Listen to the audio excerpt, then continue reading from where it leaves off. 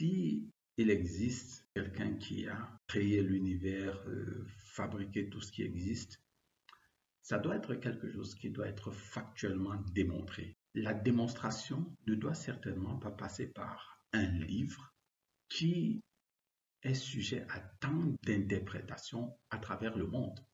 Pourquoi tant de flou? Pourquoi tant de distorsions? Pourquoi tant d'idées divergentes sur quelque chose qui devrait être un fait?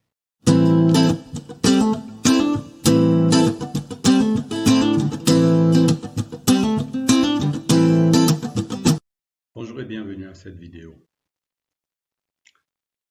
Ah, la Bible, la Bible, la Bible. Voici un sujet très profond et qui draine beaucoup d'émotions, beaucoup d'énergie parmi les gens. Aujourd'hui, je vais faire une brève vidéo, comme dans le format dont je vous parlais la dernière fois, sans aucun montage, sans rien, je vais juste parler comme ça. Alors, pourquoi est-ce que je commence avec l'expression la Bible, la Bible, la Bible?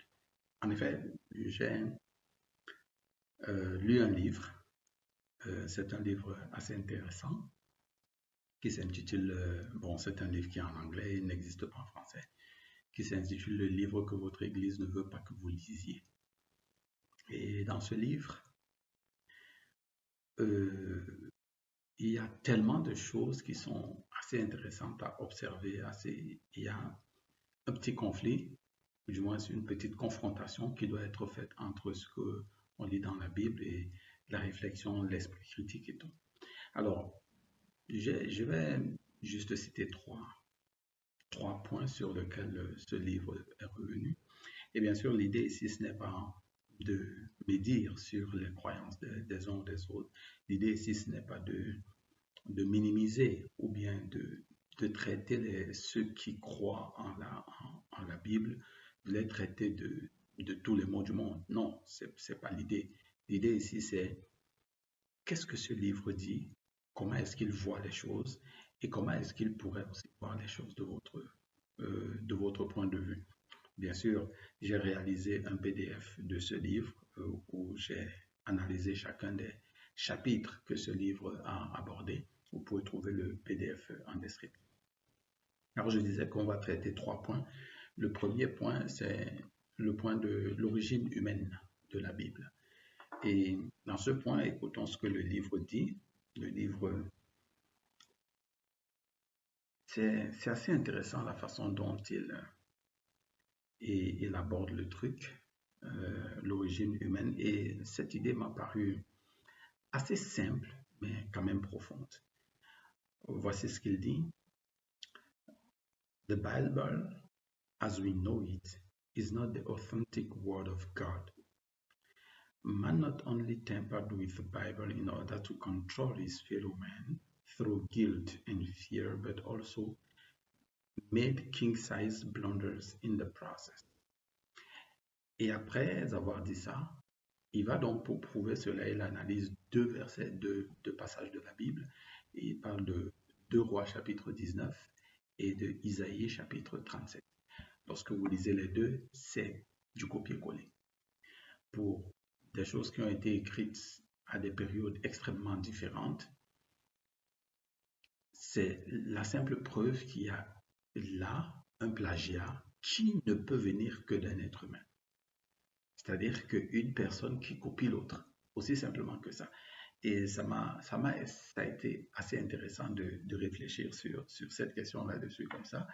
Le plagiat, c'est une activité purement humaine. Et pour un livre qui se dit être d'origine divine, est-ce qu'on devrait retrouver cela comme élément? J'ai juste pris cet exemple et puis j'ai juste pris cet exemple pour cette vidéo, mais il y a beaucoup d'autres éléments qu'il cite pour démontrer que c'est littéralement une œuvre humaine.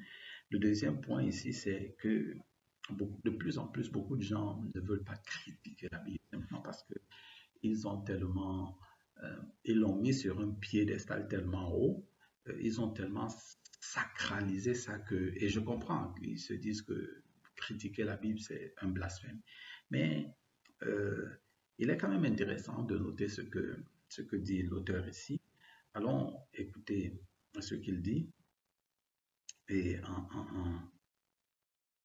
poussant à réfléchir sur un point intéressant.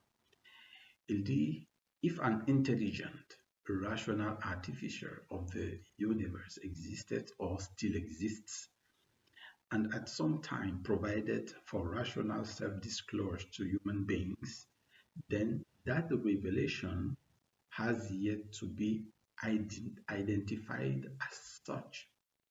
Certainly, it cannot be the book called the Holy Bible, for that collection of writings is full of contradictions, misstatements of facts, and conflicting interpretations. L'idée est très simple. Si il existe quelqu'un qui a bien évidemment établi, créé l'univers, fabriqué tout ce qui existe, ça doit être quelque chose qui doit être factuellement démontré. La démonstration ne doit certainement pas passer par un livre qui est sujet à tant d'interprétations à travers le monde. Pourquoi tant de flou? Pourquoi tant de distorsions? Pourquoi tant d'idées divergentes sur quelque chose qui devrait être un fait? Et donc, il faut bien critiquer les textes pour comprendre, pour arriver à ok, voici ce que le texte dit, mais c'est flou.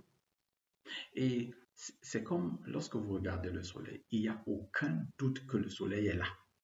On n'a pas besoin de 350 versets de la Bible ou bien tout un tome pour être clair sur le fait que le soleil est là. Évidemment, cela devrait être ainsi, d'après l'auteur, en ce qui concerne qui a créé le monde, qui est à l'origine de la terre, de la vie telle que nous la vivons. Et ça, c'est une idée aussi qui m'a suffisamment intéressé parce que, oui, ça devrait être un fait. Vous êtes un homme, je suis, enfin, je vais éviter cet exemple parce qu'aujourd'hui, avec tous les trucs, mais en fait, je ne l'évite même pas, je vais le prendre. Vous êtes un homme et il n'y a pas de doute là-dessus. Vous n'êtes pas une femme, vous êtes un homme. Eh bien, ce créateur-là, s'il existe, d'après l'auteur, d'après les auteurs, parce que ce n'est pas une seule personne qui a écrit ce livre, hein, c'est plusieurs personnes.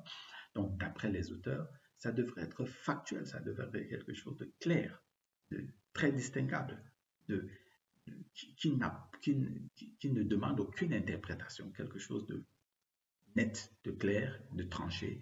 Voilà le créateur, un point barre. La troisième idée, et celle sur laquelle vraiment j'espère que vous serez tendre avec moi dans les commentaires, pas d'insultes s'il vous plaît, n'allez pas dans ce terrain. Analysons simplement rationnellement la chose et si on n'est pas en train d'attaquer vos croyances, on n'est pas en train d'insulter vos croyances, on est simplement en train de se poser des questions. Alors, il parle ici de l'historicité même de Jésus-Christ, de ce fameux Jésus-Christ. Est-ce qu'il a réellement existé? Écoutez ce qu'il dit.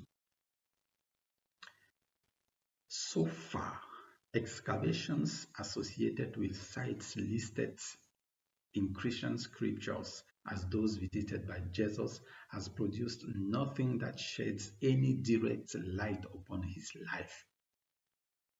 This is particularly true when we look at the environments, the environs of Jerusalem.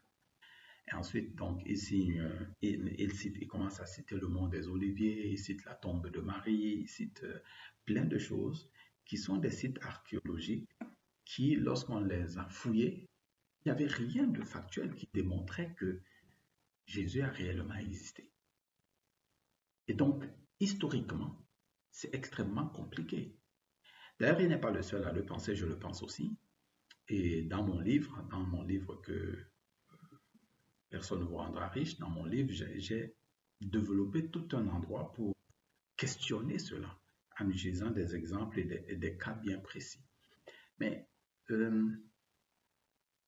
Sur l'ensemble de ce que ce livre traite, c'est suffisamment intéressant. Je peux vous recommander quelques autres livres à lire.